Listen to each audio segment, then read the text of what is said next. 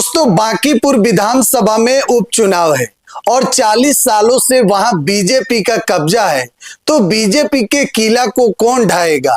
प्रशांत किशोर की जनसुराज या फिर राष्ट्रीय जनता दल तेजस्वी यादव की पार्टी, या फिर एक बार फिर से बांकीपुर में भाजपा का सरकार बनेगा, जो पिछले 40 वर्षों से लगातार वहां बीजेपी का गढ़ माना जा रहा है। दरअसल देखिए, बांकीपुर चुनाव को लेकर प्रशांत किशोर जनसुराज के नेता अब पूरी तरीके से आर पार के मिजाज में है। प्रशांत किशोर लगातार बांकीपुर में अभी से ही डोर टू डोर जा रहे हैं, कैंप कर रहे हैं, लोगों के बीच में खूब भाषण दे रहे हैं। दरअसल प्रशांत किशोर के इस भाषण से कितना असर होगा, देखिए 2025 के चुनाव में प्रशांत किशोर जो है बिहार के अलग अलग सीटों पर उनकी पार्टी लड़ी और प्रशांत किशोर चुनाव नहीं लड़े। मौजूदा समय में देखा गया कि 2025 के चुनाव में पीके की पार्टी एक भी सीट नहीं जीत पाई। अब चर्चा है कि प्रशांत किशोर खुद बांकीपुर का जो उपचुनाव है वह प्रशांत किशोर खुद वहां से चुनाव लड़ने वाले हैं, खबर है।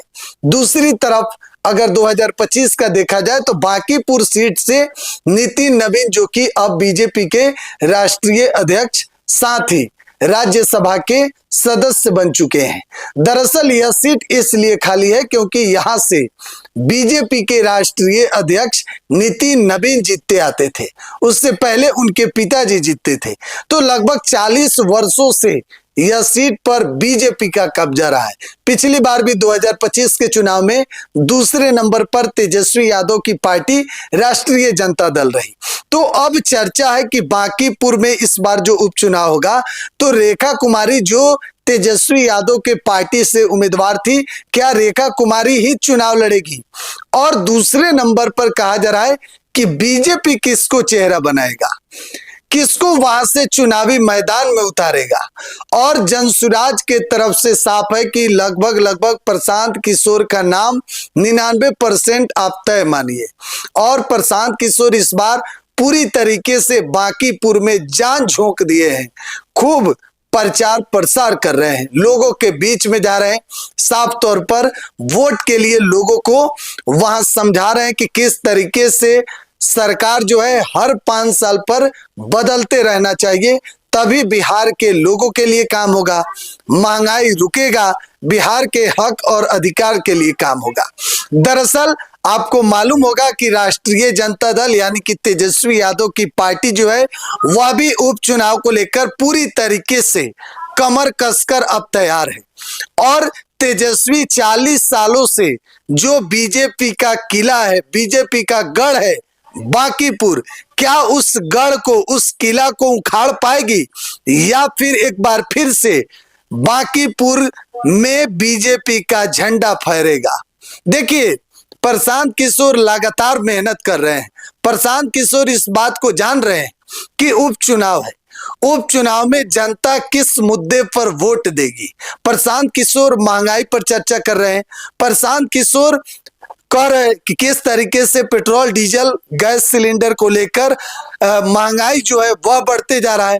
तो अगर आप सरकार को नहीं बदलिएगा तो सरकार के मन में डर नहीं होगा, नेता के मन में डर नहीं होगा, तो नेता काम कैसे करेगा? प्रशांत किशोर पूरी तरीके से लोगों को समझा रहे हैं कि आप सरकार को बदलते रहिए, तभी काम होगा, विकास होगा। दूसरी तरफ राष्ट्रीय जनता दल किसको उम्मीदवार बनाती है? हालांकि तेजस्वी यादव के अंदर ही अंदर पूरी तरीके से फील्डिंग तैयार है, रोड मैप तैयार है। तेजस्वी बांकीपुर में किस तरीके से चुनाव में प्रचार करना है, क्या कुछ करना है, इसकी रणनीति लगभग अंदर ही अंदर बन रही है। और दोस्तों, सबसे बड़ी बात, तेजस्वी जानते हैं कि इस बार 2026 में बांकीपुर में जो उपचुनाव है उसमें किस तरीके से प्रचार करना है, क्या कुछ करना है, ताकि बीजेपी को पटका नहीं दिया जाए।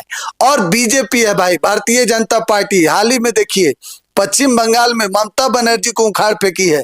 तो बीजेपी भी चुप बैठने वाली नहीं है, बल्कि अंदर ही अंदर चुनाव को लेकर पूरी तरीके से भारतीय जनता पार्टी तैयारी में है और एक कहावत है बिहार में कि बीजेपी 24 घंटे 365 दिन चुनावी मोड में रहती है। बहरहाल प्रशांत किशोर एक तरफ है, दूसरी तरफ तेजस्वी की पार्टी आरजेडी और बीजेपी, तो मुकाबला त्रिकोणीय है। देखा जाए कि जनता किसके साथ जाती है, किस पर भरोसा जताती है। और आप लोग क्या सोचते हैं बांकीपुर को लेकर, कमेंट बॉक्स में राय जरूर दीजिएगा। बिहार 100 देख रहे हैं, बहुत बहुत धन्यवाद।